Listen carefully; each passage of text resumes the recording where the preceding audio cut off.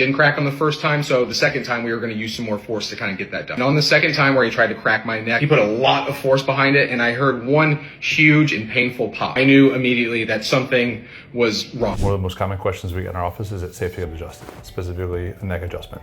I've had patients talk to their friends, family, medical doctors, lawyers, anyone that's not a chiropractor or ever been adjusted, and they'll go instantly, if someone says not to, they'll come to us and say, oh, I never want to get adjusted again. Unfortunately, the benefits highly outweigh the risks. They're extremely rare in that case. Before I graduated chiropractic school, I spent about 8 months at a veterans hospital.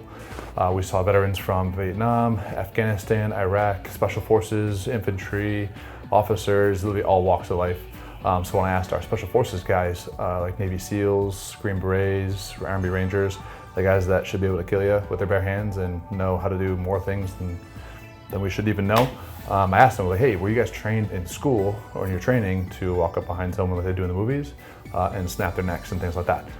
They all told me, absolutely not, it's not possible. So if those guys can't do it, I cannot do that, okay? Unless there's a serious issue going on, which is why we do an exam and a thorough medical history before we do any sort of treatment. One of my common questions is, do you have a headache today?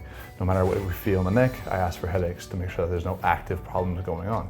If patients say yes, there's further questions to ask, like, where's the headache at?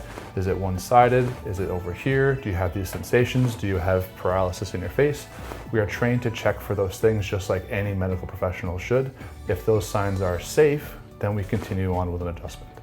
If there's signs of radiation down the arms and hands, sometimes we do gentle adjustments where we don't actually create a pop or get the twisting. We just bend the neck into a specific direction, just like a physical therapist would do. If you have a mechanical problem, you require a mechanical solution. If there's an intense amount of pain, then we definitely suggest taking a steroid, doing some ice, take some ibuprofen. Most of our patients, I like to recommend going down the street to immediate care, get a steroid for about 5 to 10 days, depending on the person.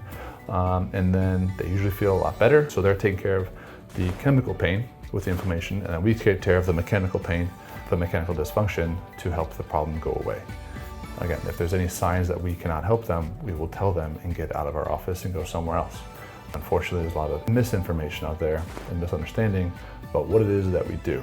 Unfortunately, not every chiropractor is the same.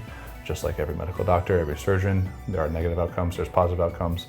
In our office, we strive to have the most optimal outcomes for all of our patients. And if we can't help you, I will definitely tell you that we're not the right office for you. It's happened before.